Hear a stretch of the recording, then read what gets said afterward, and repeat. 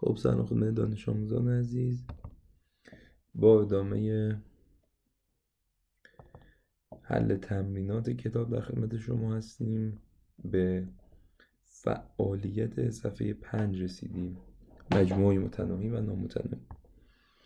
سوال گفته فرض کنید مجموعه آ مجموعه عدد طبیعی کمتر از 4 و مجموعه B مجموعه عدد صحیح کمتر از 4 باشد. الف این دو مجموعه رو با نمایش اعضای آنها مشخص کنید. خب وقتی که مجموعه در حقیقت آ مجموعه عدد طبیعی که کمتر از 4، پس من میتونم به صورت در حقیقت تفضیلی بیام اینو در حقیقت نمایش بدم این اعضا رو. میتونم عددشو بنویسم بگم 1 2 3 و همین دیگه، این 3 تا عضوه، چون نگفته کمتر یا مساوی 4 بنابراین خود 4 قرار نمیگیره. اما برای مجموعه B اعداد صحیح کمتر از 4 من به دو تا شکل میتونم اینو نمایشش بدم. یکی مثل مدل همین بالا بگم از منفی بی نهایت تا فرض بفرمایید منفی 1 0 1 2 و 3 که این نمایش مدل تقریبا تفصیلیه، مدل بالا. اما من میخوام اینو به صورت مجموعی نمایش توصیفی کنم. بگم خب مجموعه اعداد صحیح یعنی یک سری اعدادی که این اعداد عضو در حقیقت زد هستن و به طوری که حالا این ایکس هایی که عضو زدن کمتر از 4 و این مجموعه که من میخوام و شامل میشه. حتی این بالا هم با اعداد طبیعی میتونستیم بیایم به این شکل تعریف کنیم، بگیم اعدادی که عضو n یعنی اعداد طبیعی به طوری که این حالا ایکس ها کمتر از 4. دوتاش درسته.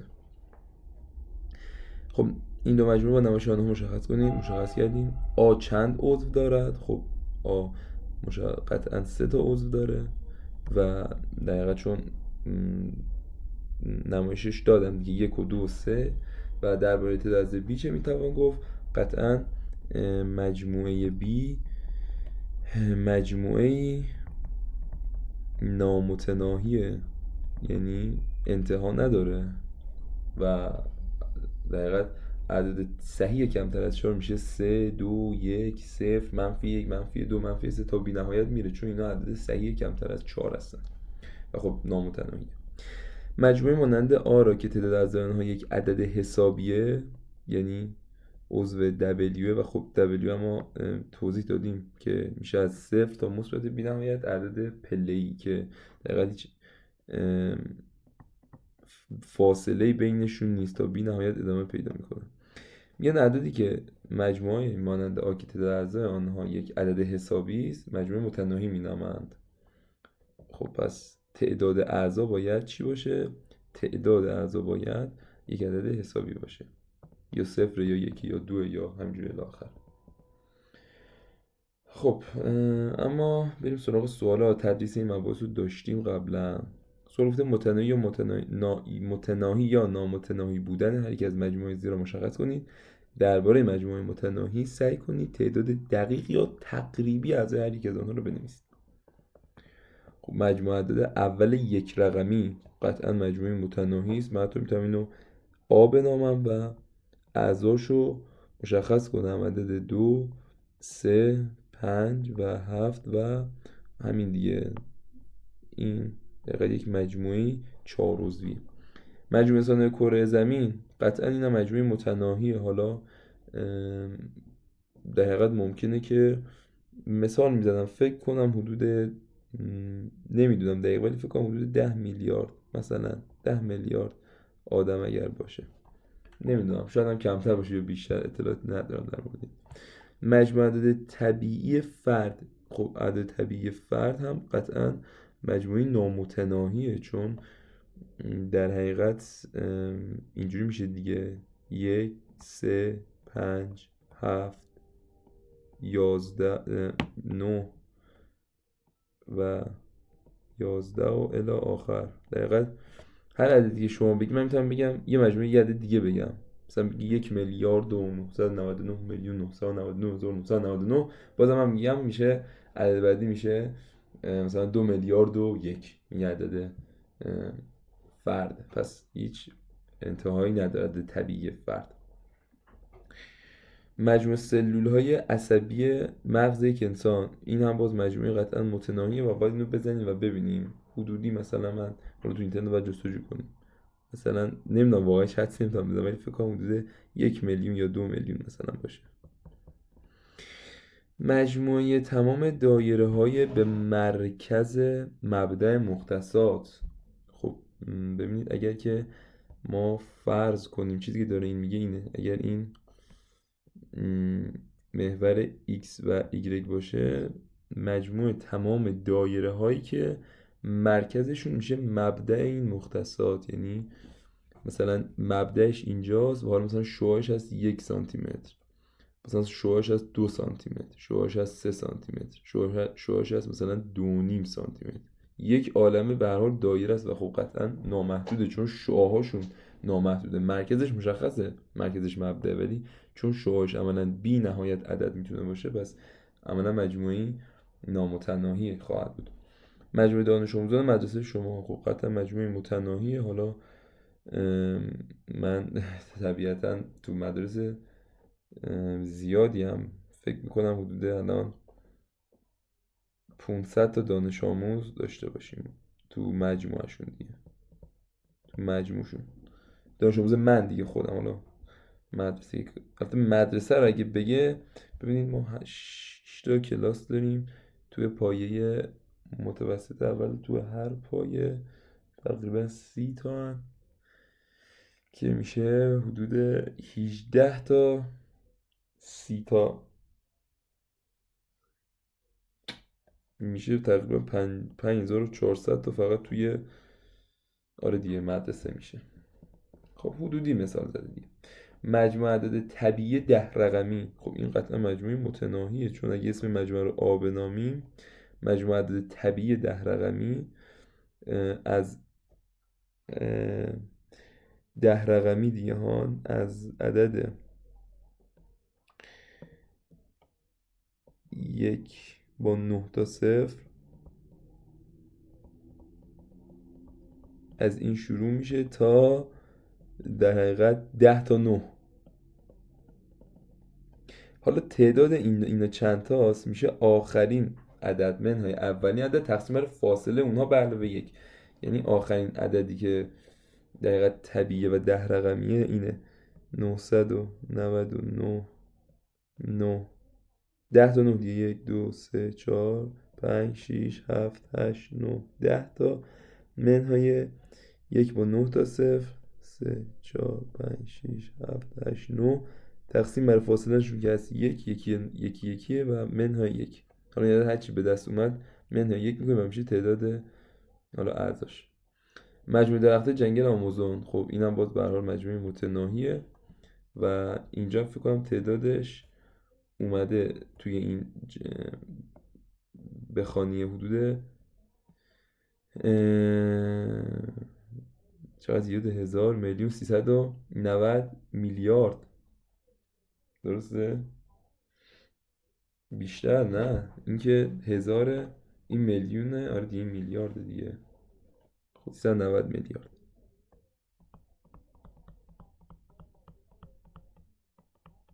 خیلیه، ولی خب بازم متناهی به حساب میاد دیگه. مجموع کسرهای مثبت با صورت 1، مثلا اگه اسم مجموعش رو آ بنامیم، میشه 1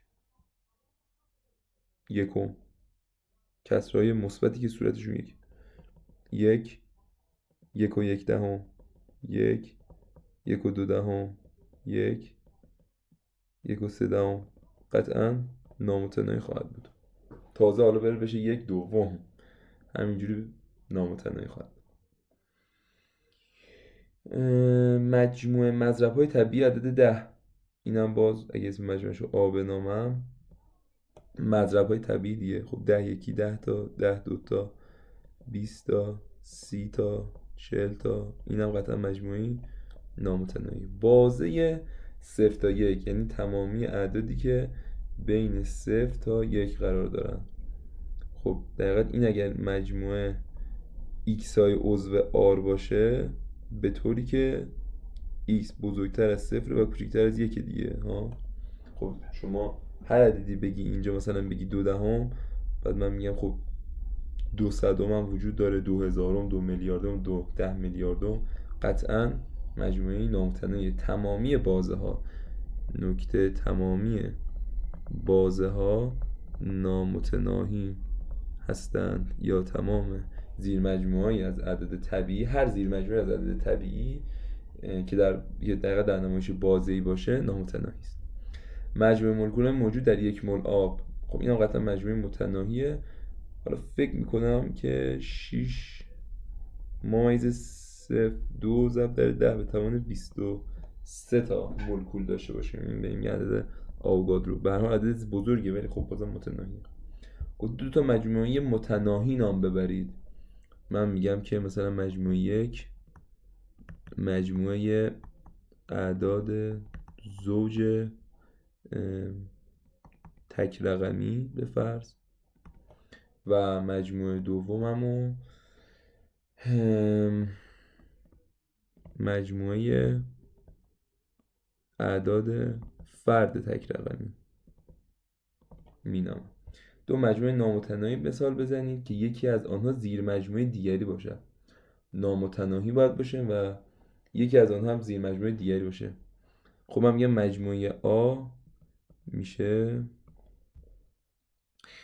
در حقیقت اینجوری میگم 5x، به طوری که فرض کنید x عضو n. در حقیقت دارم میگم عدد مضارب 5. در حقیقت موقع نمایش مجموعی این قسمتی که قبل از شرطه میشه اعضای ما. مثلا اگه من میخوام از مضارب 5 بگم میشه مضارب طبیعی عدد 5 بگم میشه 5، 10، 15 و الی آخر. چون اینا فرمشون 5x یا 5n انگار مضارب 5 هم، پس اعضا رو میگم 5x، به طوری که حالا این x ها مثلا عضو n هن. اگه بخوام مثلا عدد منفی هم بهش اضافه شه، یعنی بشه مثبت منفی 5 مثبت منفی 10، اینو میتونستم بگم x هایی که عضو z هن. خب و حالا مثلا مجموعه B هم میگم 10x هایی که x عضو فرض بفرمایید که زده.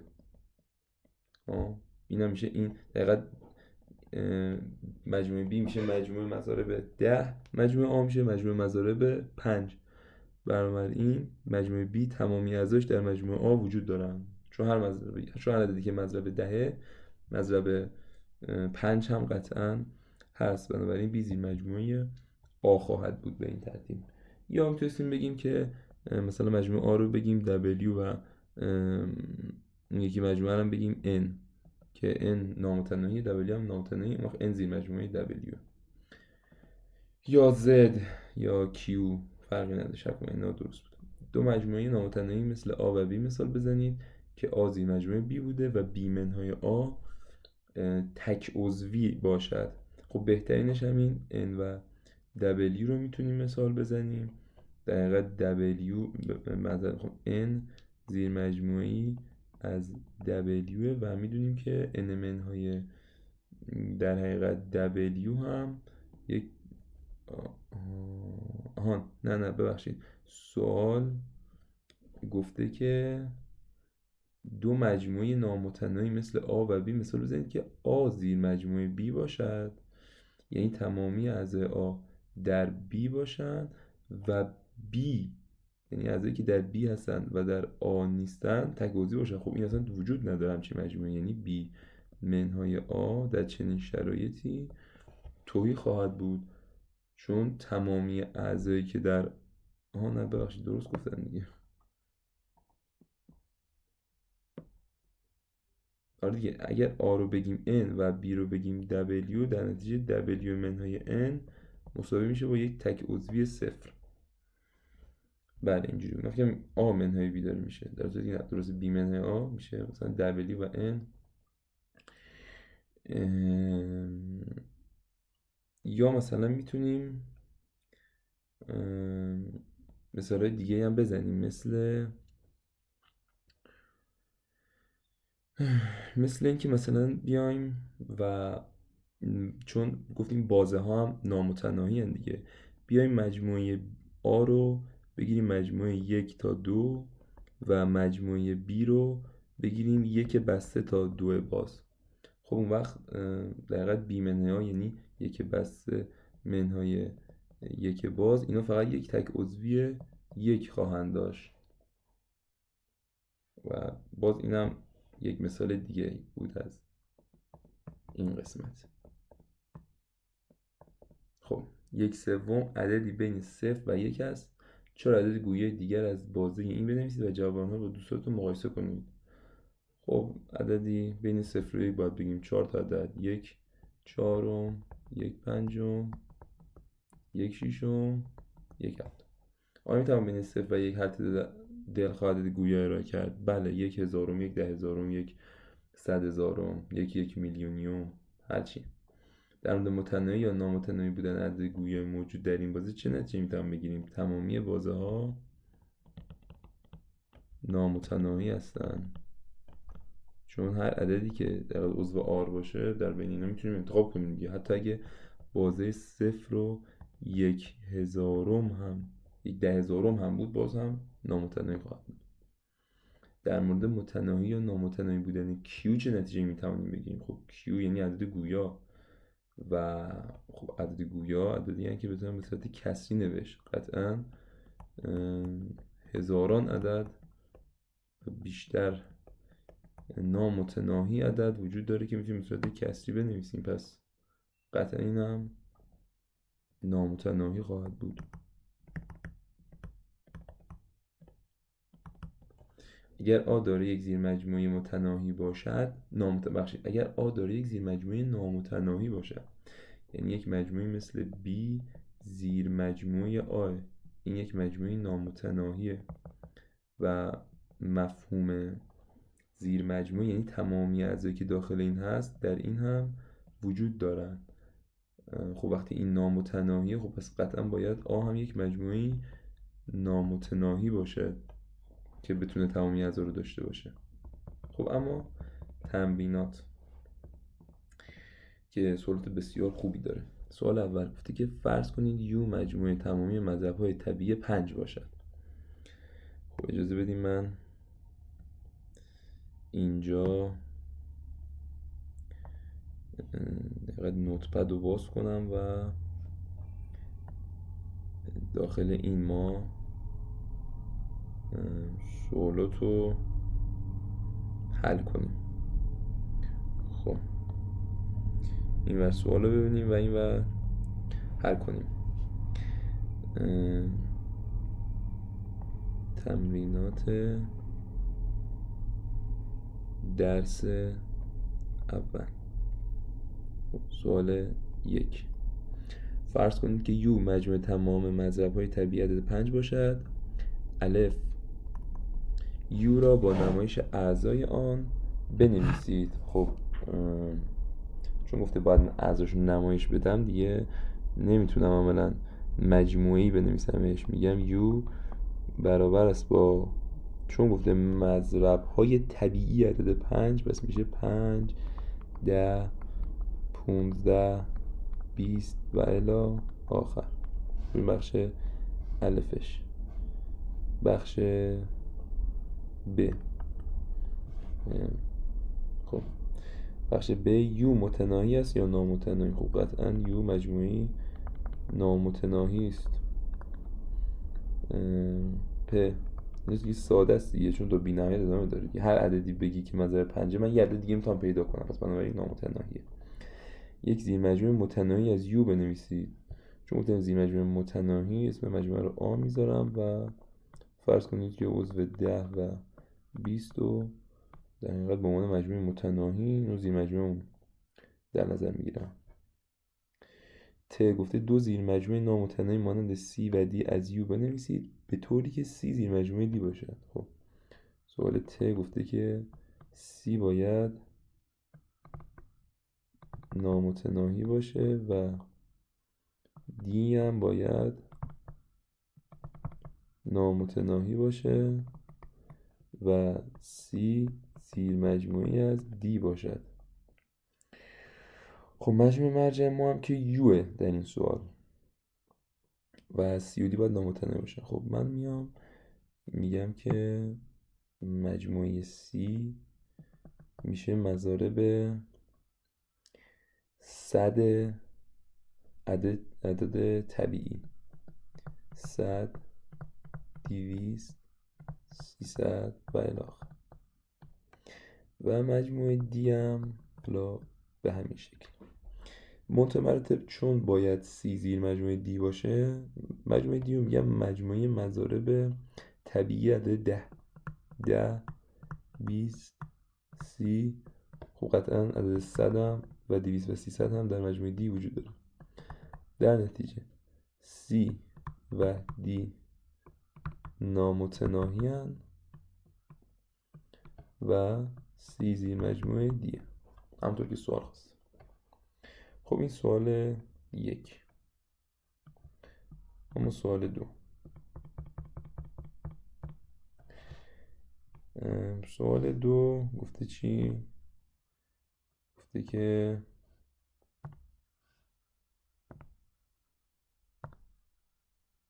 من این کلفتی قلم رو کمتر کنم که راحت تر بشه. خب سوال گفته که متناهی یا نامتناهی بودن مجموعه زیر رو مشخص کنید. سوال 2 الف، مجموعه عدد طبیعی قطعا مجموعه نامتناهیه، n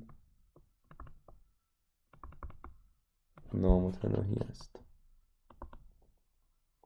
خب ب، مجموعه شمارنده طبیعی عدد 36. خب اگه اسم مجموعهش رو آ بنامیم، قطعا مجموعی متناهی 1 و حالا 36، 2 و 18، 3 و 12، 4 و 9 و 6. به هر جهت متناهی است. پ، تمامی بازه ها نامتناهی هستند. درسته؟ پ گفته بازه فلان متناهی نامتناهی، تمامی بازه ها نامتناهی است. خب ت هم باز نمایش مجموعی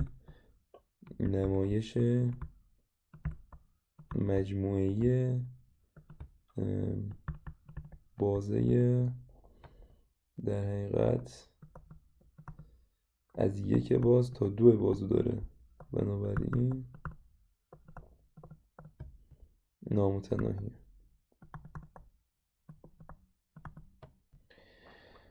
خب 3 مجموعه مضرب‌های طبیعی 100.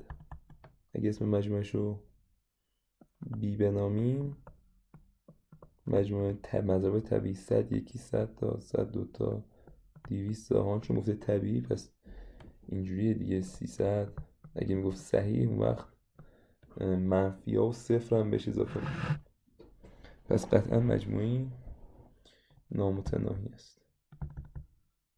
چون تو هر عددی بگی من یه عددی بالاتر میتونم بهت بگم. بگی مثلا 100,000، من بالاتر باز میتونم بهت بگم 200,000 و بنابراین مجموعی نامتناهی. خب سوال 3.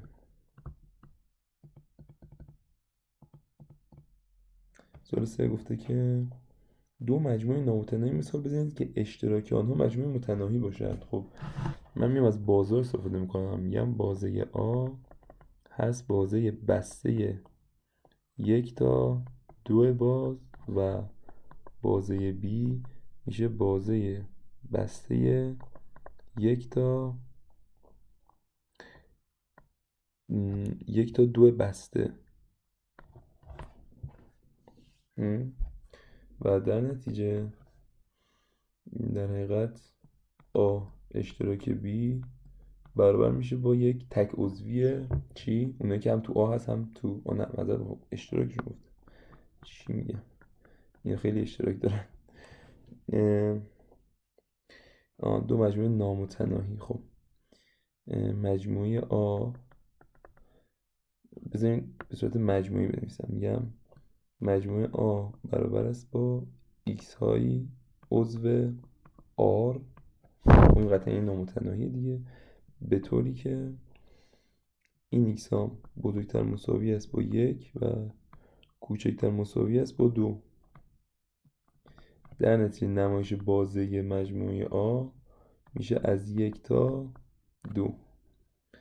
نمایش مجموعه B میشه x های عضو R به طوری که این x ها بزرگتر مساوی هستند با 2 و کوچکتر از 3.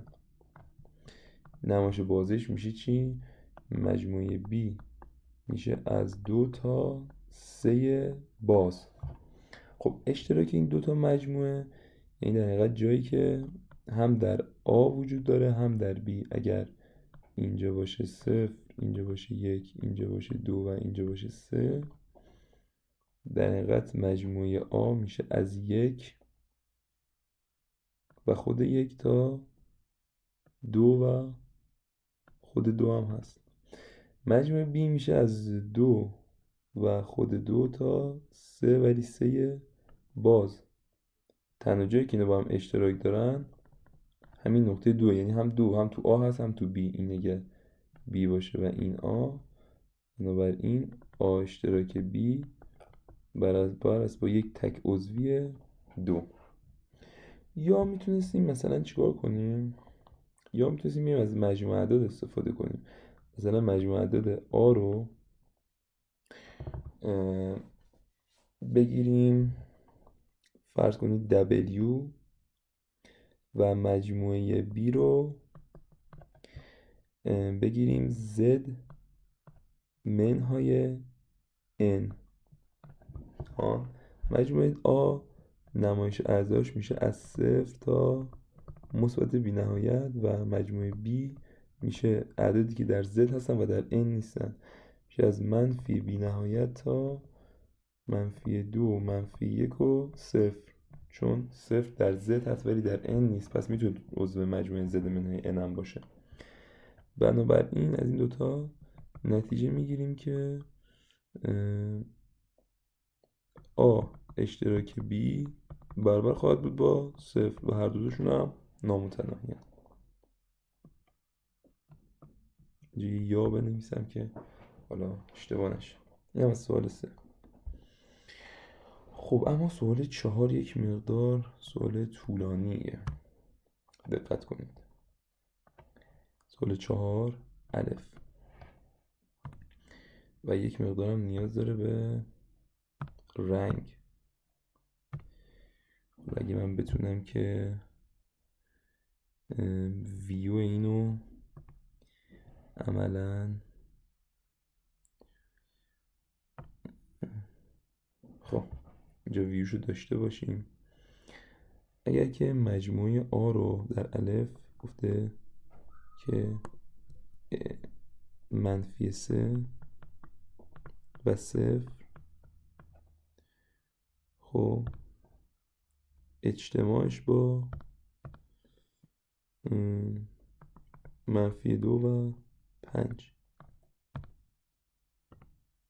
خب اگر که من بیام چیکار کنم، روی محور اعداد اینجا آ رو مشخص کنم.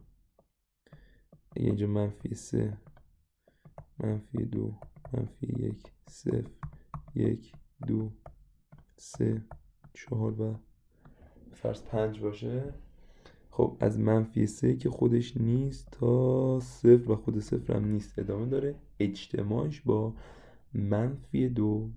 خب این با قرمز -2 و خود -2 نیست تا 5 ولی خود 5 هست. خب اجتماع گفتیم مفهومش به این اشاره داره که هم تو اینه، اون قسمت هایی که هم در A هست و هم در B، یعنی هم در این مجموعه وجود داره هم در این مجموعه.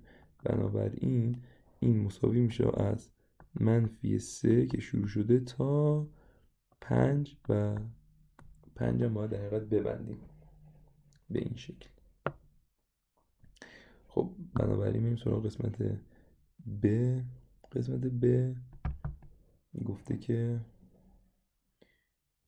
از منفی بی‌نهایت تا 6 بسته اشتراکش با 2 تا 9 باز. خب من اگر اینو یک محور بکشم و عددش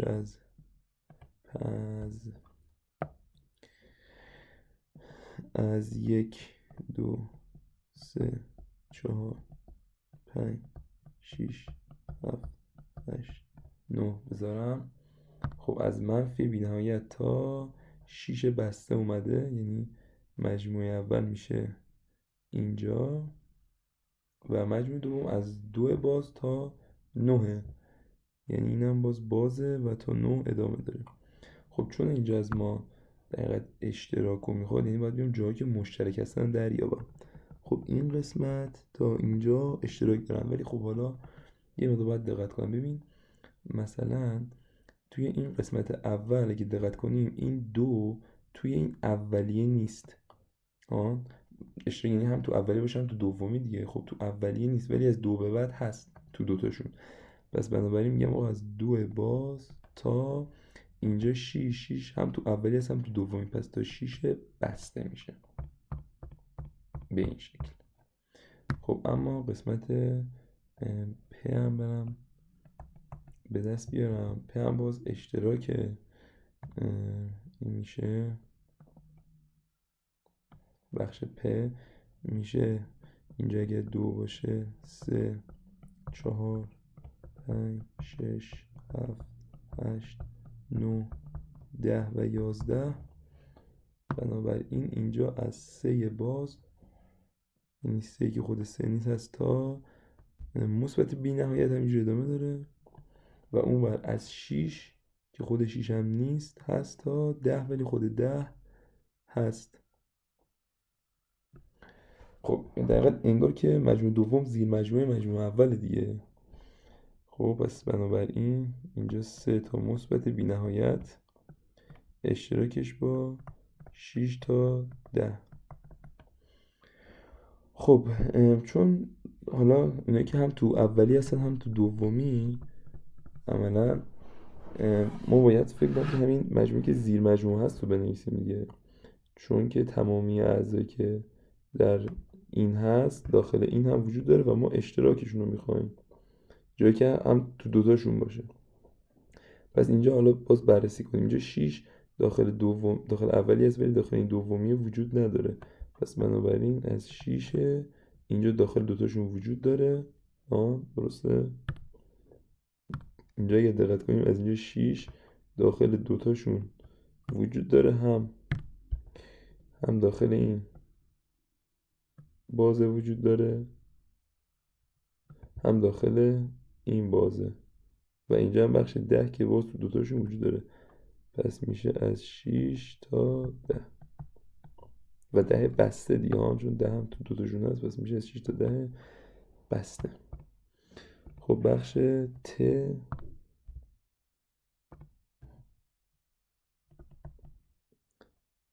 ت میشه از منفی بی نهایت تا 1 باز اجتماعش با از 1 بسته تا مثبت بی نهایت.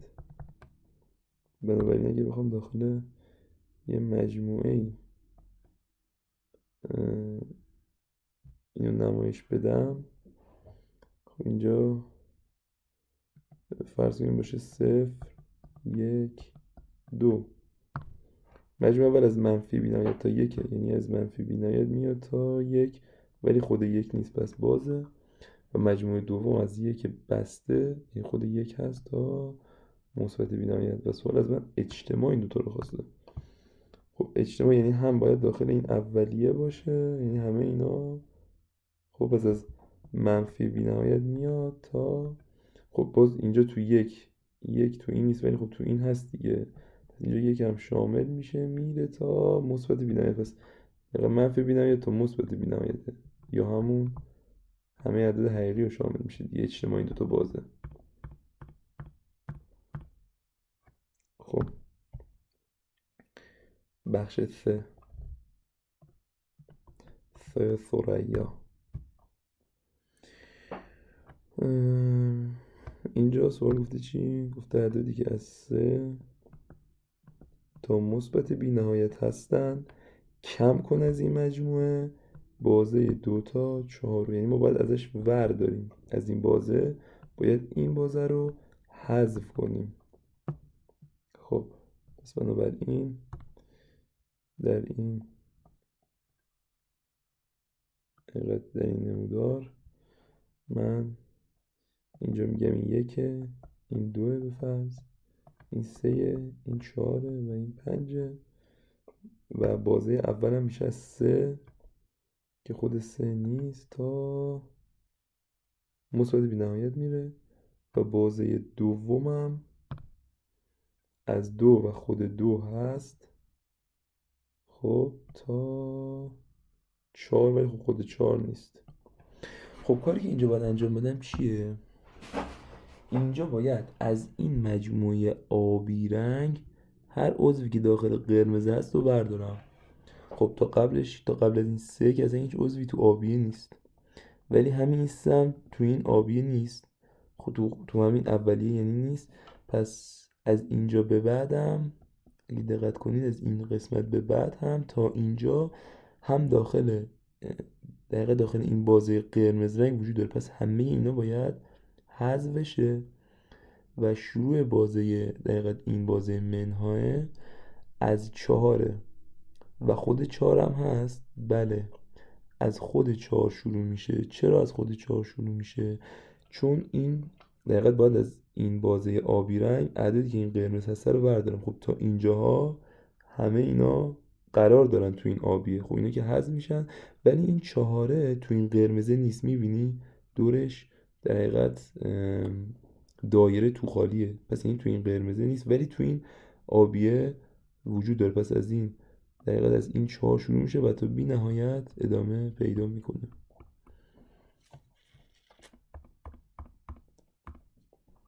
خب سوال بعدی جیمه، بخش بعدی جیم.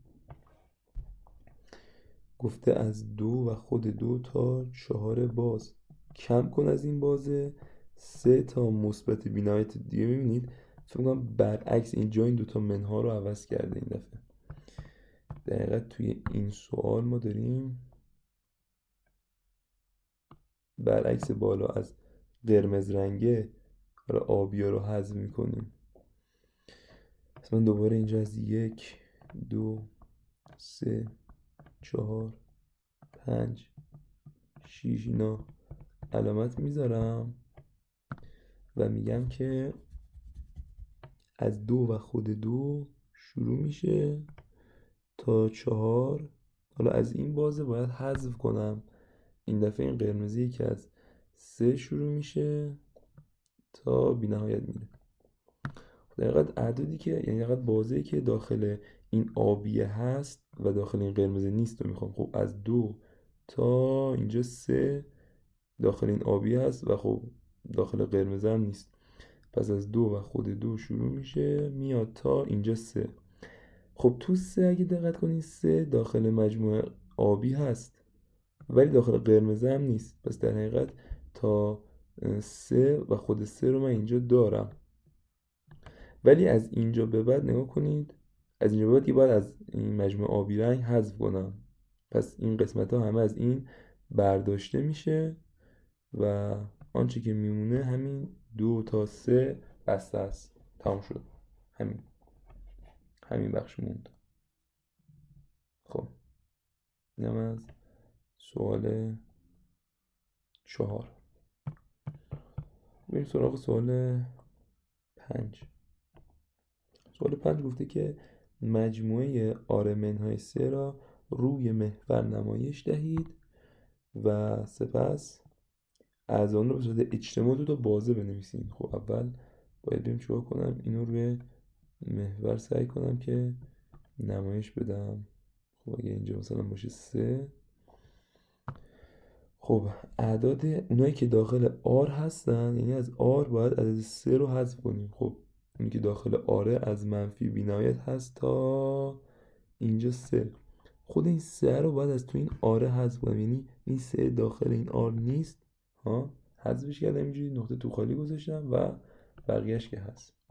پس به این میگیم چی؟ مجموعه آر منهای سه. حالا باید به صورت اجتماع دو تا بازه بنویسیم. خب میگم آقا از اینجا تا اینجا که میشه چی؟ میشه بازه ای که از منفی بی نهایت هست تا سه، ولی خب خود سه داخلش نیست، پس میشه تا سه باز.